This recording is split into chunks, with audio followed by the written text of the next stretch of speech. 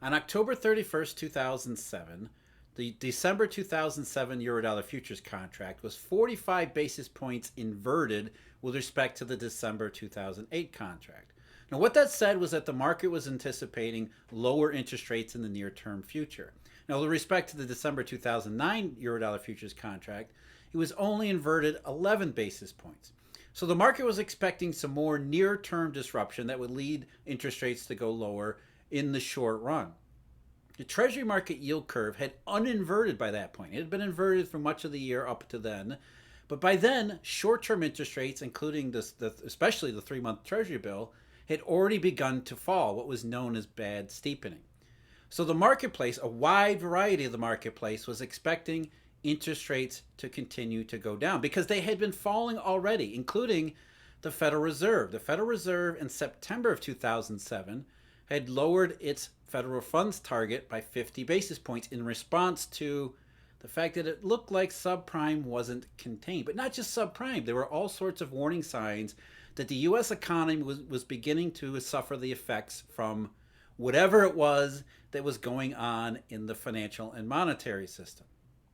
Now, on October 31st, 2007, it was the second day of the Federal Reserve's, the FOMC's regular open market committee meeting, where they gathered to discuss whether or not they were going to continue lowering interest rates. At the time, the consensus was maybe they didn't need to. They had done the 50 basis point rate cut back in September, and that seemed to calm things a little bit. In fact, stock prices surged to a record high in early October, but then started to come back down again. So there's a great deal of uncertainty, but it didn't look like to committee members there was all that much to be concerned about. As Dave Stockton, the staff economist, said to the FOMC, financial market participants seem to have reacted to the news of the past 6 weeks by marking down the expected path for the Fed funds rate, where our forecast and policy assumptions are nearly unchanged. So the Fed didn't really want to reduce the federal funds target because they didn't think it was necessary, whereas the Eurodollar futures market and the bad steepening in the yield curve were projecting there's going to be rate cuts in the near term ahead. How do we reconcile market versus FOMC? Which one was right? Well, we know which one was right, but why did they get it so wrong in 2007? And more importantly, are they committing the same exact mistake this October? We'll get to that in a minute. I'm Jeff. This is Eurodollar University. As you know by now, if you want to know about everything that's going on at Eurodollar University, check us out at our website, eurodollar.university. There's memberships with exclusive videos, Q&As, background material, educational stuff on the Eurodollar system, subscriptions, daily deep dive analysis, all that stuff. Go to eurodollar.university if you're interested. And if you are, I thank you very much for your support. So October 2007, the end of October 2007. What was going on in the economy? The markets were saying, whatever's happening, it does not look good. The economists, especially, and their models were saying, well, yeah, it looks kind of soft, but really, we don't see any kind of serious weakening. In fact, that's what they said. Mr. Stockton, who was the staff economist, said, there can be little denying that almost across the board, the readings on economic activity have been stronger than our expectations in September of 2007 when they cut 50 basis points. In terms of domestic spending, the largest upside surprises have been in consumer spending, and much of the upward revision reflects data on activity after the financial turbulence had already begun. So from the Federal Reserve's perspective, there was all this stuff early in 2007 about subprime mortgages, some hedge funds, interest rates started to do funny things, there was inverted curves, all sorts of warnings, but as far as they were concerned, it didn't seem to be impacting especially the consumer economy, which was seemingly convincing. Because if we had the housing bust going really wrong, it stood to reason that the housing bust going bust would bust consumer spending. But here they were in late October of 2007, after all this stuff had gone on, the events in August, fireworks, rate cuts, everything else. It looked from the data that they were surveying, it looked as if the economy was doing just fine. As I mentioned in the video I did about the labor market, specifically the establishment survey versus the household survey, they had the household survey look very weak. Full-time employment kind of went flat to sideways. But then the establishment survey didn't look too bad. Although by this time, we should point out, the establishment survey had started to decelerate too. But it didn't matter. I mean, consumer spending was up. That wasn't the only thing. Mr. Stockton pointed to a couple other high-frequency data points. At present, he said, it is difficult to find evidence in high-frequency indicators. High-frequency indicators are the month-to-month data points in economic accounts that we follow. It is difficult to find evidence in high-frequency indicators that the economy is in the process of turning down. Initial claims for unemployment insurance have remained relatively low. Motor vehicle sales are reported to have been well maintained at least through mid-October. Commodity prices are firm. Reports from purchasing managers continue to suggest modest expansion. And few anecdotes outside the housing sector sound as though we've moved past a tipping point. This was 4 weeks before the official Great Recession actually began. But as Mr. Stockton was giving off this summation of where he thought the data where the data stood, he did ask this one question. Is it possible that we are missing signs of an impending downturn in aggregate activity? After all, they had discussed this. They had discussed what was going on in the markets and how puzzling it was. The markets were so certain that interest rates were going to go lower when Federal Reserve officials at that time had made it plain, not just in private, but also in public, they were not going to cut rates any more than September, maybe October. And even at this October 31st, 2007 meeting, the Fed ultimately decided to only do a 25 basis point rate cut. And then the statement that accompanied it made it clear that was it. So when Mr. Stockton, as I said at the beginning, mentioned the federal funds futures, he was puzzled. Again, financial market participants seem to have reacted to the news of the past 6 weeks by marking down the expected path for the Fed funds rate, whereas our forecast and policy assumptions are nearly unchanged. The Fed was sure. The data told them there was nothing big to worry about. The economy seemed fine. We don't know what it is that the markets are projecting. They're projecting very much certainty about lower interest rates over the months ahead. The Fed just didn't see any reason why that would be the case. 4 weeks before the official start of the Great Recession. This is a problem that happens repeatedly. It happens repeatedly because the economists don't listen to the markets. They listen to their econometric models, and they use their econometric models to prejudge the data that they're seeing. Again, as I said, the establishment survey looked okay up until late 2007. The household survey said, better watch out. Guess which one they picked? They picked the one that looked more like their econometric models. And that wasn't the only thing. We can go through a list of economic data. In fact, I'm going to do that right here. In October of 2007, the ISM manufacturing was 51.1. Didn't sound too bad, as he said, as Mr. Stockton said. The ISM non-manufacturing, 52.5. Not great, but still on the plus side of 50. The average of the 5 Federal Reserve manufacturing surveys, those PMIs, that was plus 8 at the time. Not great, but not bad either. The new orders component, the average of those 5 surveys, plus 9.7. That seemed reasonably solid. The Texas Services Survey, let's go into the services sector, 5.3, plus 5.3. The future expectation for Texas services was plus 17. Richmond Fed, the Richmond Fed services was plus 4. Now, how about the other high frequency data? They talked about the personal savings rate. Personal savings rate was 3%, which was low. That was kind of concerning. But incomes and spending seem to be doing relatively well. Real personal income, excluding transfer payments, a key one that even the NBER pays attention to, that was growing at a year-over-year rate of 2% in October of 2007. And the 6-month average had been 3%. So some slowing down, but still plus 2%. The real PCE spending in real terms, 2.1% year over year in October 2007. Not great, but not bad either. And the average was 2.4%. So it seemed like the economy slowed down from all this housing stuff, but it wasn't getting any worse. The establishment survey, the labor market numbers, was plus 79,000. Now that's the current estimate after a decade and a half of benchmark revisions, but it was low positive, and the 6-month average was low positive too. As I said, the establishment survey seemed to slow down much later than the household survey did. The household survey for October of 2007 was minus 298, and the 6-month average there had fallen to just plus 60. Full-time jobs had actually experienced a little bit of a rebound, but still it was only plus 146.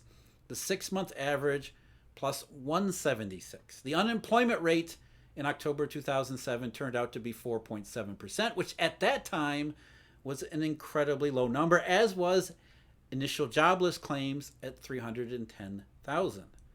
So you look at the economic data, this high frequency data, and you say, this housing thing seems to be a big deal in the markets, but it doesn't seem like it's being a big deal in the economy. The economy seems to weather it very well. In fact, it was almost as if the markets were panicking over nothing. That's what they kept coming back to. It seemed as if the market was getting way, way ahead of where reality was. That curve inversion was about something else. A famous quote that I use, or at least it should be a famous quote, that goes back earlier in 2007, where Mr. William Dudley says, we can't take Eurodollar futures literally. And he said that because Eurodollar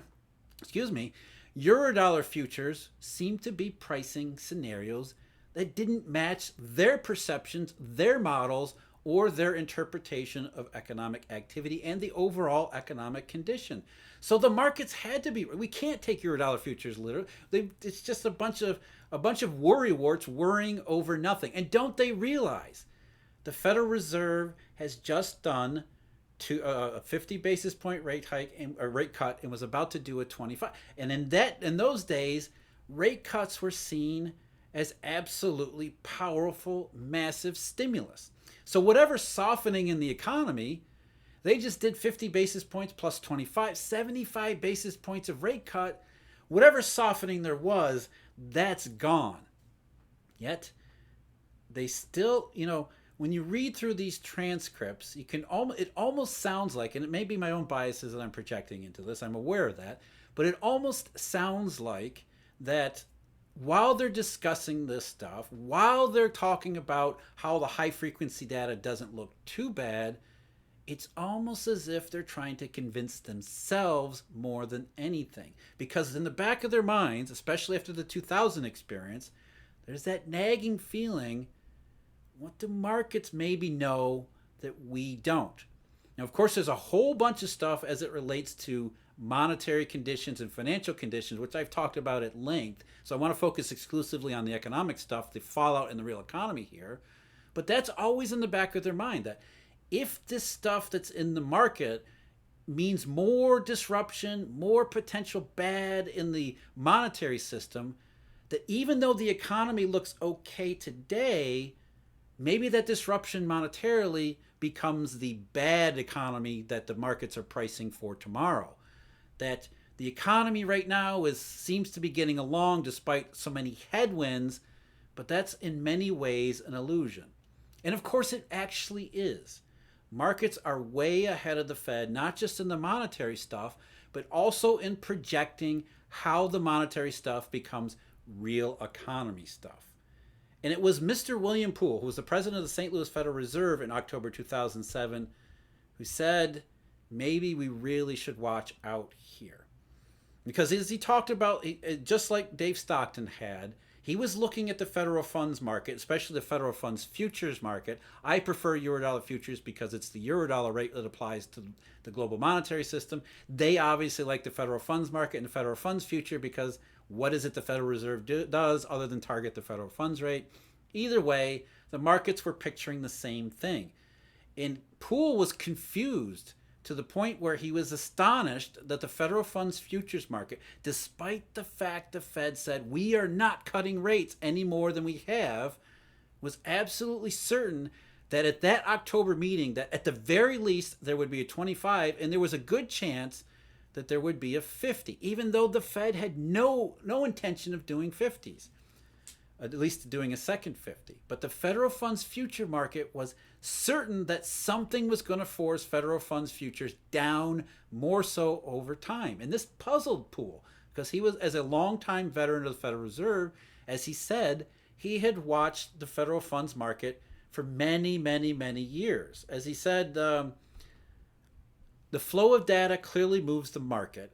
And if that were all that were driving the market, I guess I would have anticipated a 50-50 split between no change in federal funds target and down 25 basis points. So why has the market bid in such a high probability of a cut this time, as well as they discussed, not just in October 2007, but going forward? And you should also realize that the Eurodollar futures curve inversion absolutely blew out after this meeting.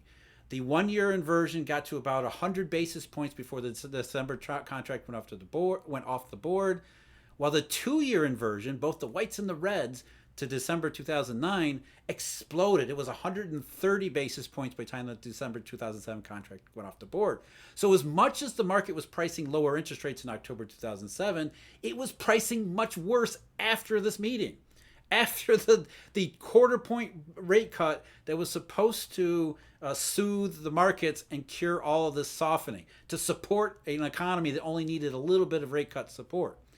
And here's Poole's hypothesis for this divergence between what the Fed was saying, what the Fed was doing, and what markets were pricing.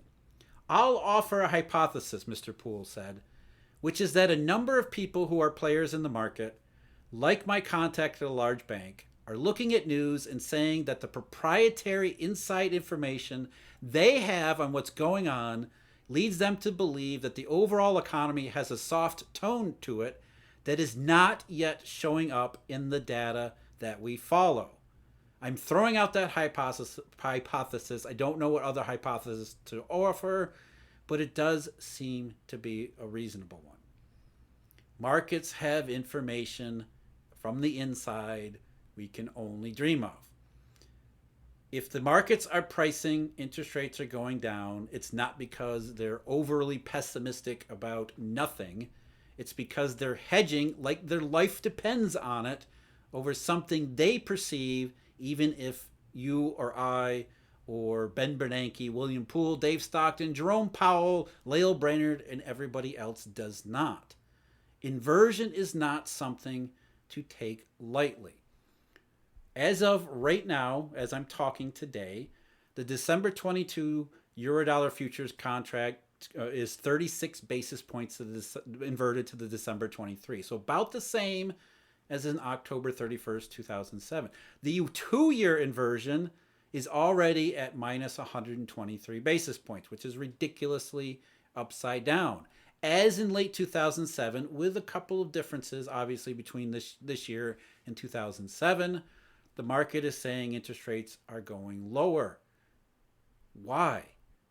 The Fed says the economy's doing fine. The data kind of looks okay, doesn't look too bad, but if you actually go through the same stuff that I just did earlier, what you see is that in almost every category, the economy in October 22 is massively worse than October 2007. ISM manufacturing, 50.2, less than 15 years ago.